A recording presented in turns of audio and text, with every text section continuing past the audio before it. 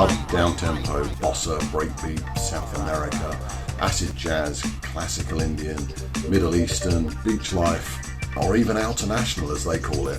Call it what you want, but when it comes to beats and the production, the Thievery sound is always a treat for the ears. Highly recommended to be played loud at either a coffee shop in Amsterdam or a beach anywhere. Avid's Pro Tool, as I understand it, is what they choose to use with machines, instruments sometimes used to edit beats and loops. Add vintage keyboards, clavinet, a Lowry organ, a Leslie amp cabinet.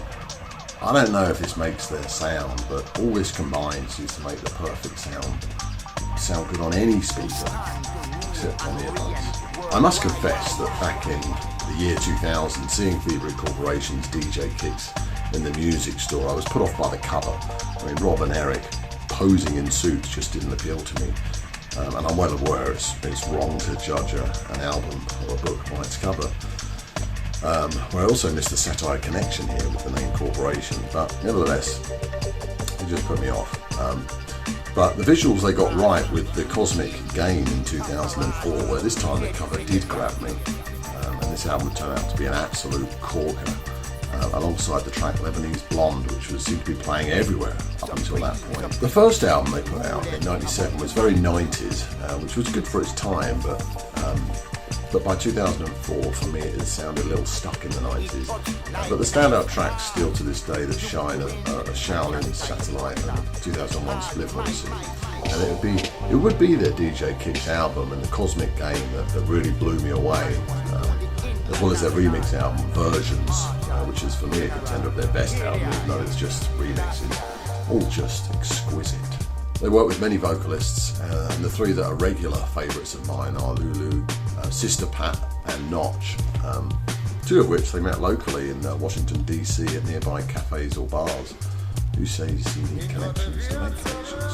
Myself included, we can all talk the talk when judging beats and melodies, but these guys really walk the walk, and the music's out there, with the impressive back catalogue to prove it, and often political yet never overpowering the beauty of their music. And their message is often global. It's like a global yearn for equality and fairness, where Mogwai probably summed up the best feeling, and their 2021 track Fuck Off Money sums up the feeling. Since 2008's Radio Retaliation, the brilliant Radio Retaliation album, I'd say the Temple of I in 2017 is a return to their best form, and peep the fantastic artwork too. Recorded in Jamaica, that reggae and dub influence is heavy again on here, which is where they seem most comfortable. So while this album isn't breaking new ground, it still is showcasing that thievery sound of dub that they do so well. And let's be honest, more international beats, deep bass lines and melodies are always welcome.